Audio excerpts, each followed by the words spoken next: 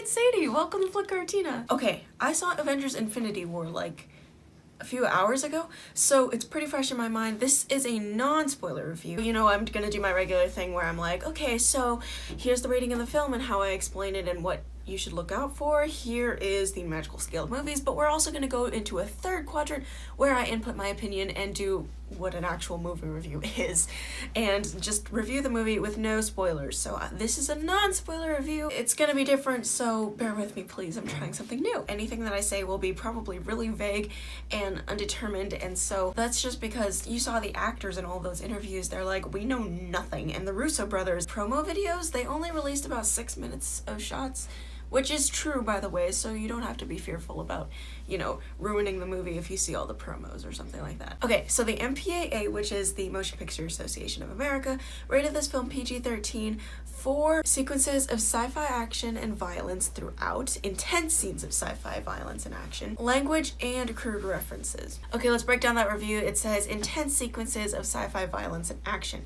It's not just sci-fi violence and action, it's intense sequences of sci-fi violence and action. If you catch my drift, that means there's gonna be a lot of intensity. I will agree on the intense sequences part. There is a lot of things where I was just like, even though I saw it coming sometimes, I was like, oh. So I was talking to one of my friends and he said that he has some friends who wanted him to recommend the movie to them and their kids because their kids are like, you know, superhero fans.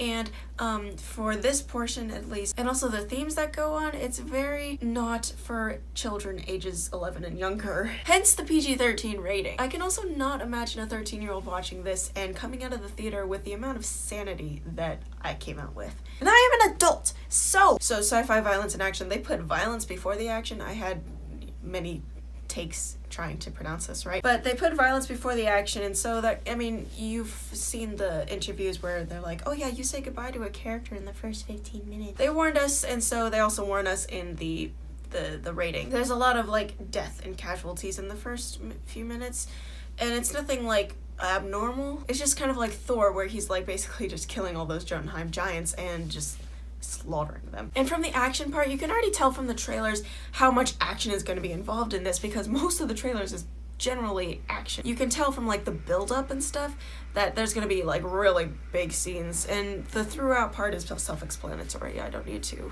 really delve into that. Second part is language, and language is a big thing for me. If you guys haven't noticed from like all of my videos, language is a subject that I touch on a lot. Okay, so like I'm dealing with levels of language, and there's like different kinds of language.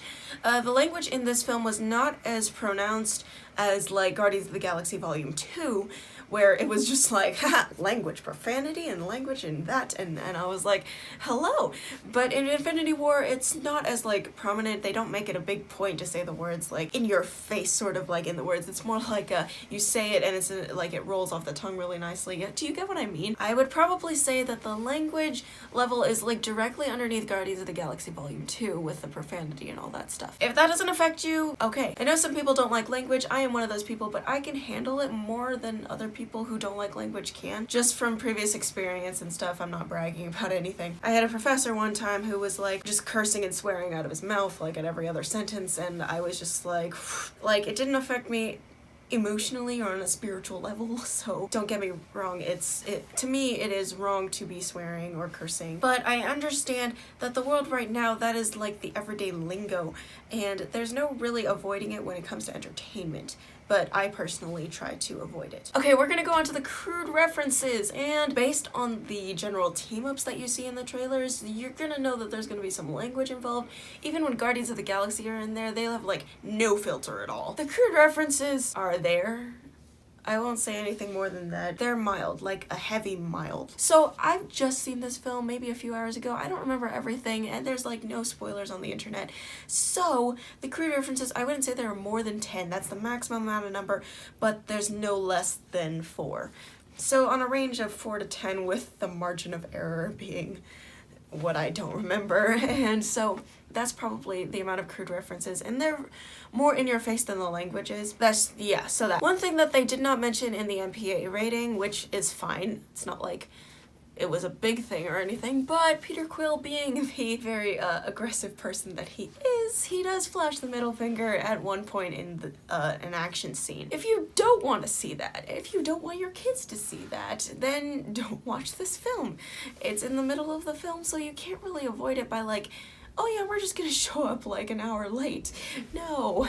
So I'm gonna pull up the frequency chart and we're gonna just see how frequent were these elements in the film. So on the frequency scale, I'm gonna rate this film as like a high 8, maybe a low 9. Actually, next that is probably a solid 9. It's a solid 9 on the frequency scale.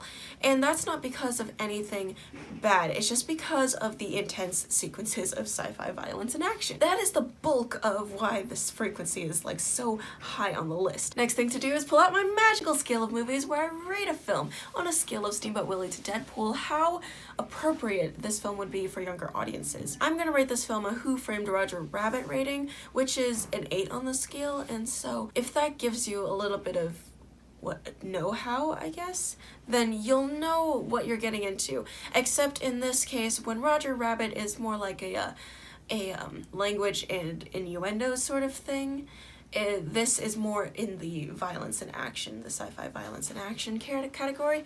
So that's how frequent they were and how in their face that they were. I really hope all this makes sense. Okay, I'm gonna talk a little bit about the film and what I thought about it without spoiling any of the film for you guys if you were wondering if like I forgot my promise or something. No, the spoiler rant will come out on Thursday next week because I need to rewatch this film and it's gonna take me a little bit to analyze this. Consolidate the good spoilers in the spoiler rant. So what I thought of this film was that it was really well done. All the intricacies that you see is put into place and you understand why some characters aren't as prominent as others or some things that you thought would happen weren't gonna happen. These are just some small thoughts that I have. The intricacies were really great. The music score in this was a lot better than other Marvel films. It had more iconic,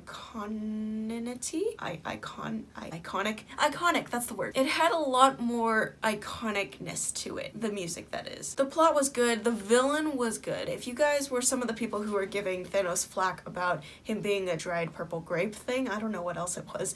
There were many insults surrounding the internet about Thanos' animation and CGI, but the CGI was really good. I feel like the intricacies in there were really good. The detail it made him more realistic, other than, you know, Pacific Rim, who is like, hey, let's make this into an Injustice fight with robots. This is probably just as big as Harry Potter and the Deathly Hallows, or whatever the last movie was, and probably Twilight, and probably Star Wars The Force Awakens. And this is how huge that Marvel made it out to be, and Marvel did a good job. The Russo brothers did a good job directing this and like focusing on everything. The Russo brothers know what the grand scheme is. They know how to make the big picture while also focusing on smaller pictures and pieces of the puzzle. If you have a theory about what's going to happen in this film, let me know in the comments down below. As always, have a great random Friday. See you on the other side of the screen. Bye!